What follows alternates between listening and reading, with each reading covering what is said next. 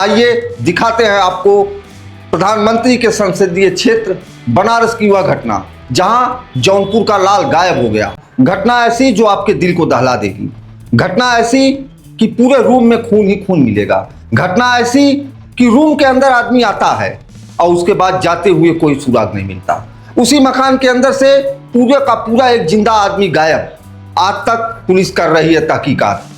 28 मार्च कोई खून लगा था जो है अथवा में टेबल पर और उनके अथवा बेड पर, और उसके बाद नीचे एक साइड था उसमें खून लगा था। धरती खा गई या आसमान निकल गया। 30 वर्षीय आशीष चौहान को प्रधानमंत्री के संसदीय क्षेत्र वाराणसी थाना लंका की घटना है। आशीष चौहान जौनपुर के रहने वाले हैं, जलालपुर थाना क्षेत्र के, और इनका घर हौज चौमुना सिरकोनी में पड़ता है। 28 मार्च को वह अपने काम से खाली होकर अपने रूम पर आते हैं और वहां से वह गायब हो जाते हैं और लगातार ढूंढने पर भी वह कहीं में नहीं मिलते हैं। परिवार वालों को चिंता होती है जब लड़के का फ़ोन नहीं लगता है कि मेरा बच्चा कहाँ गया। तो उसके बाद परिवार के लोग बनारस जाते हैं, लंका थाना क्षेत्र जहाँ पर मकान था, जहाँ पे वो रहते थे। तो वहाँ पे खाट पे खून फैला हुआ मिलता है। खून तो मिलता है पर आशीष चौहान नहीं मिलते हैं। आशीष चौहान आज कहाँ चले गए हैं, जिंदा हैं, मुर्दा हैं? परिवार रो रहा है, बिलख रहा है।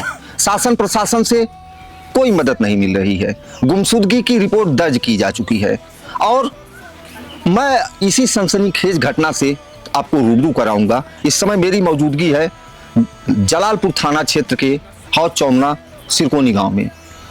तो आशीष चौहान आपके क्या लगते थे? मेरे लड़के। आपका क्या नाम है? कमलाकांत चौहान। क्या हुआ था आशीष के साथ? अब भाई जो है क्या हुआ जो है, मैं गया वहाँ पर तो देखा जो है कोई खून लगा था जो है अथवा में टेबल पर और उनके अथवा बेड पर, और उसके बाद नीचे एक साइड था उसमें खून लगा था। क्या सीसीटीवी फुटेज वगैरह आप लोगों को देखने के लिए मिला? नहीं, कुछ नहीं मिला जी। हाँ। और पुलिस प्रशासन में आप लोगों ने जो FIR वगैरह किया, तो पुलिस प्रशासन से आपको मदद मिल रही है वाराणसी पुलिस से? नहीं, अभी तो कोई मदद नहीं मिली जो है हमको। खाली यही बोले कि जो है जब वहाँ सब लिखा उखा गया तो आपका लड़के को 24 घंटे में ढूंढ लेंगे। वो 24 घंटा तो बीत गया। हाँ, बहुत बीत गया। आज 21 दिन का दिन बीत गया। जी। कुछ जैसे जब 28 तारीख की रात में कितने बजे के करीब उनसे आखिरी बार आप लोगों की बात हुई थी आशीष से? आखिर 9 बजे तो घर पे फोन किए थे, माता जी से बात किए। अच्छा। सब कुछ हाल समाचार हुआ। उसके बाद जो है यही पूछने लगे कि मम्मी हो खेत और खाली हो गया, तो बताए जौन हो कि खेत और खाली हो गया, बालू गिरवावक है, सीमेंट गिरवावक है। यह कुल बातचीत करें मम्मी से।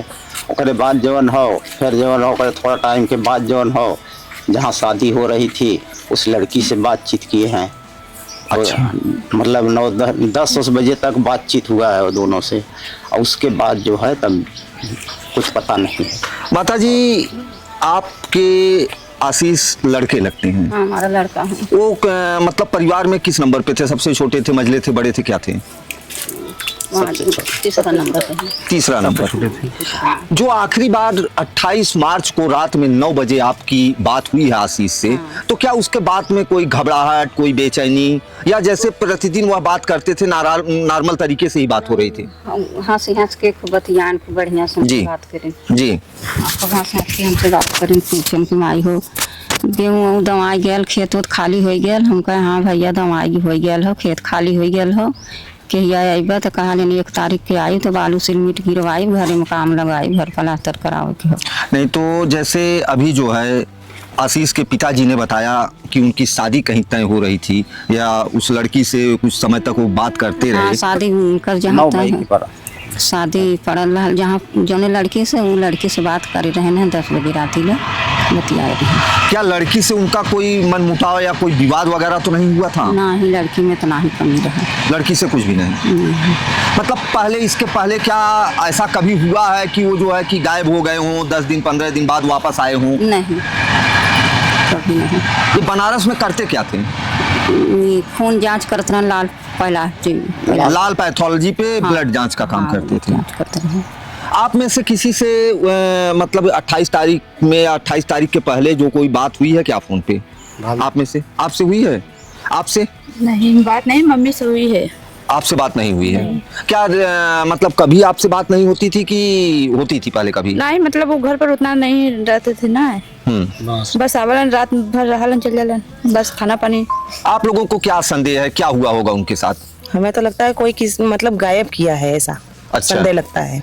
क्या ऐसा कुछ इसके पहले कभी था या किसी से उनकी कोई दुश्मनी है क्या जो गायब होने का आप संदेह नहीं व्यक्त कर नहीं, रहे हैं? ऐसी कोई दुश्मनी नहीं, वो सीधे साधे लड़के हैं। जी।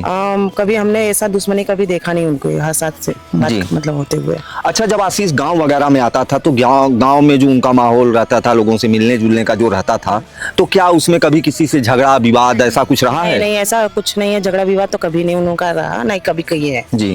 वो सीधे आते थे, सीधे रहते थे, फिर अपने टाइम पर जॉब पे चले जाते थे। क्या जैसे आशीष की शादी भी पड़ी हुई थी, जून के महीने में आशीष की शादी पड़ी हुई है, तो मई में 9 मई में, तो आशीष का क्या पहले किसी लड़की के साथ अफेयर वगैरह कुछ रहा है क्या? नहीं, ऐसा कुछ नहीं है, जी। अफेयर वगैरह नहीं है, क्योंकि आज तक हमने कभी सुना भी नहीं है और कभी बात भी नहीं करता लड़की कोई। लड़कियों के मामले में वो नहीं कभी पड़े हैं। तो अभी आप लोगों ने सुना उनके भाभी जी का कहना ये है कि वो चरित्र से एकदम पवित्र थे और किसी के साथ कोई अफेयर भी उनका नहीं था। उनकी शादी भी मई के महीने में पड़ी हुई है। पर सबसे अहम प्रश्न जो है वह बिल्डिंग, जिस बिल्डिंग में वह रेंट पे रहते थे, रेंट में रहने वाली बिल्डिंग से, और शाम में जब रात में अपनी ड्यूटी करके वापस आते हैं अपने रूम में, आने के बाद वो अपने परिवार में बात करते हैं। 9 बजे तक परिवार में बात होती है, पर बाहर निकलने का, 9 बजे रात के बाद बाहर निकलने का कोई सीसीटीवी फुटेज नहीं है। हमारे साथ दिनेश चौहान जी हैं जो कि लगातार इस परिवार के मदद के लिए बने हुए हैं और जितने गहराई से इस कांड को वह जानते हैं, इस घटना को वह जानते हैं, उतने गहराई से टेक्निकली तरीके न तो हम जानते हैं, न आप जानते हैं, न उनके परिवार के लोग जानते हैं। तो दिनेश जी, अभी जैसे कि आप शुरू से ही परिवार के साथ जुड़े रहे, मदद कर रहे हैं आप, तो 28 तारीख की घटना है, आप लोग बनारस कै तारीख में पहुंचे थे? बनारस हम चौथे घटना के 4 दिन बाद पहुंचे थे। अच्छा जी, सूचना लगी है परिवार वाले माध्यम, चूँकि हम हमारे क्षेत्र में पढ़ते हैं सब, तो हम सुने ऐसी ऐसी बात हुई है, तो घर पे आए तो बाबूजी ने कहा भैया चलिए हम लोग चलते हैं। हमको चलिए हम चलते हैं साथ में भैया। माता जी और थी, पिताजी थे, उनकी मौसी थी आशीष की, और 2-3 लोग थे, साथ में गए थे हम लोग। क्या परिवार के लोग इसके पहले बनारस नहीं गए थे? नहीं, पिताजी के गए थे बनारस के पहले, माता जी नहीं गई थी। तो उस समय जब ये लोग रूम पे पहुंचे थे, जो खून के धब्बों की बात हो रही है, जो बेड पे खून था और नीचे खून था, तो क्या उस समय वह रूम नहीं खोला गया था जिस रूम में वो लड़का रहता था? इसके पहले रूम खुला गया था, लेकिन पहले क्या था कि जब घटना घटी थी 28 तारीख रात को, तो 29 पिताजी गए थे, तो देखे थे, तो पुलिस ने कुछ दिन के लिए उसको रूम बंद कर रखा था। जब हम गए थे तो रूम मालिक कुंजी लेकर गए, रूम खुलवाए। रूम खोलने के बाद देखा गया तो वहाँ बेड पर ब्लड लगे पड़ी हुई थी और एक मेज थी, वहाँ पे ब्लड लगे थे, ब्लड नीचे भी गिरा था। जी। तो जाने के बाद तो ऐसा प्रतीत हो रहा था जैसे कुछ अनहोनी टाइप हुई या फिर मारा गया हो, जैसे भी किया गया हो, क्योंकि अभी तो हम देखे हैं नहीं, लेकिन वहाँ जाने के बाद लग रहा था कि भाई कोई ऐसा ब्लड तो गिरेगा नहीं, दादा खून थे। और एक टी शर्ट से साइड से ब्लड को पूछा गया था, वो जो साइड पूछा गया था ब्लड वो साइड पुलिस वाले ले गए जांच करने के, फॉरेंसिक जांच के। जी जी। तो आपको क्या संदेह है लड़के के साथ? जैसे सीसीटीवी फुटेज में आपने खंगाला, आपके पास सीसीटीवी फुटेज मौजूद भी है, आपको क्या संदेह लगता है? हम जो उस दिन गए थे उसके बाद फिर दोबारा गए थे बनारस, वहाँ चौकी इंचार्ज से मिले थे, जो वहाँ के आयु उनसे मिले थे। तो उनसे हमने कहा भैया हमको सीसीटीवी फुटेज दीजिए। हमने एक पेन ड्राइव लेकर जो 4 या 5 कैमरे की फुटेज, सीसीटीवी फुटेज था जो आसपास के थे लगे थे, तो वहाँ दिखाया गया, परिवार वालों को भी दिखाएं, अभी तक उसमें कुछ ऐसा दिखाई नहीं पड़ा कि आशीष कहाँ गया वहाँ से। मतलब आशीष के आने की तो सीसीटीवी फुटेज में कहीं पे एंट्री है कि नहीं है? एंट्री है, वो तो दिन में शाम को ही आ गया था, क्योंकि जो भैया हम लोग सीसीटीवी फुटेज लिए हैं वो रात 10 बजे के बाद लिए हैं, क्योंकि 10 बजे तक उनकी पत्नी से बात हुई थी, जो उनकी शादी होने वाली थी जिस लड़की से। 10 बजे तो वही रूम पे था, आदमी बात किया था, उसका आमन बात है, जब हम सीसीटीवी फुटेज लेंगे तो उसकी बात करेंगे ना। जी जी। तो सुबह तक ले लिए 6 बजे तक का। तो अभी आपने दिनेश जी की बात सुनी, सीसीटीवी फुटेज में आने का तो जिक्र मिल रहा है, पर वह उस रहस्यमयी रूम से बाहर जाने का या उस बिल्डिंग से बाहर जाने का कोई भी साक्ष्य नहीं मिल रहा है। इसके प्रकरण हम मिले थे। और अब यह आपको बताएंगे कि किन किन लोगों के पास यह इस परिवार को लेके एक गुहार लगा चुके हैं, मिन्नत कर चुके हैं, कितने लोगों को ये लेटर भेज चुके हैं, प्रधानमंत्री, राष्ट्रपति, कहाँ कहाँ इस 21 दिन के अंदर, यह भी आप लोग जान लीजिए।